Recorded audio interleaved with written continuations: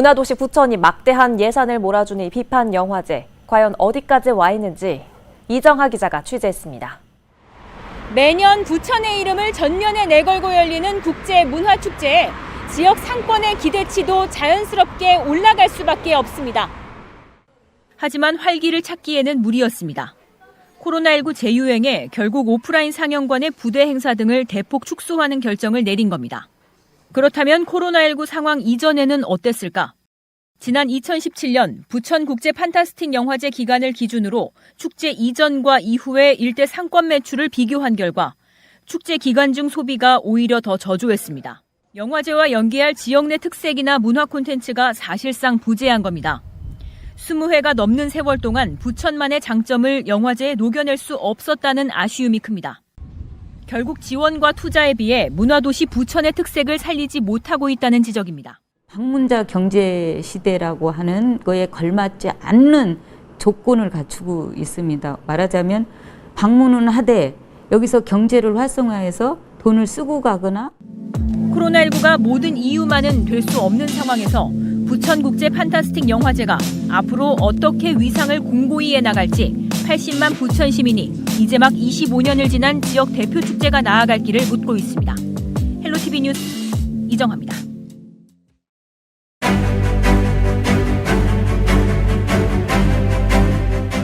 대구 지선 결사 반대한다! 결사 반대한다! 12일 오전 구미시청 앞 구미 해평치수원의 공동 활용 방안을 두고 낙동강 유역 주민들 간 찬성 측과 반대 측으로 나뉘어 몸싸움이 벌어졌습니다. 어떻게 했으면 잘했어? 어떻게 했으면?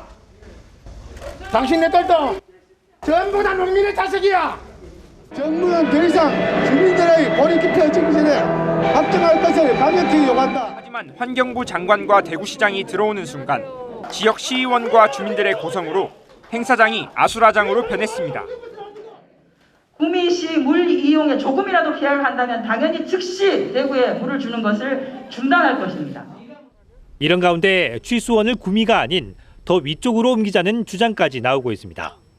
또 양질의 물을 공급하려고 하면은 그 낙담보나 상주보 사이 거기가 안 좋겠나. 지속적인 소통으로 용역 과정에 대한 불신을 해소하고 향후 주민 의견 수렴 절차를 얼마나 투명하게 진행하느냐가 갈등 해결의 시작점이 될 전망입니다.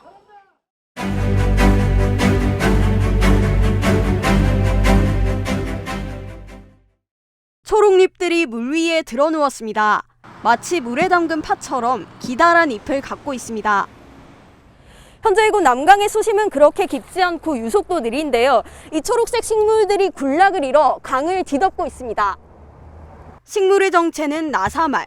주로 온대나 난대 기후에 살며 물이 고여 있거나 유속이 느린 지역에 서식하는 식물입니다. 약간 상승만 조금만 해도 식물들은 상당히 민감한 반응을 보이고 남강에 낯선 손님이 찾아온 건 이번이 처음은 아닙니다.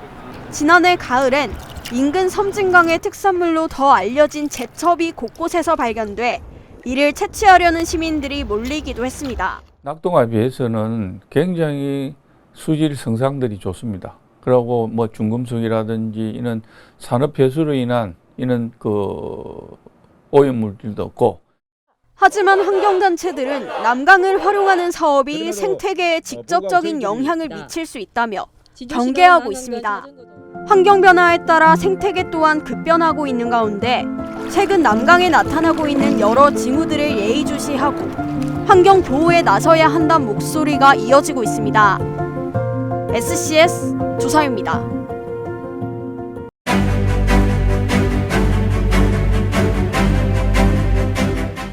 제주시 탑동 해안가입니다.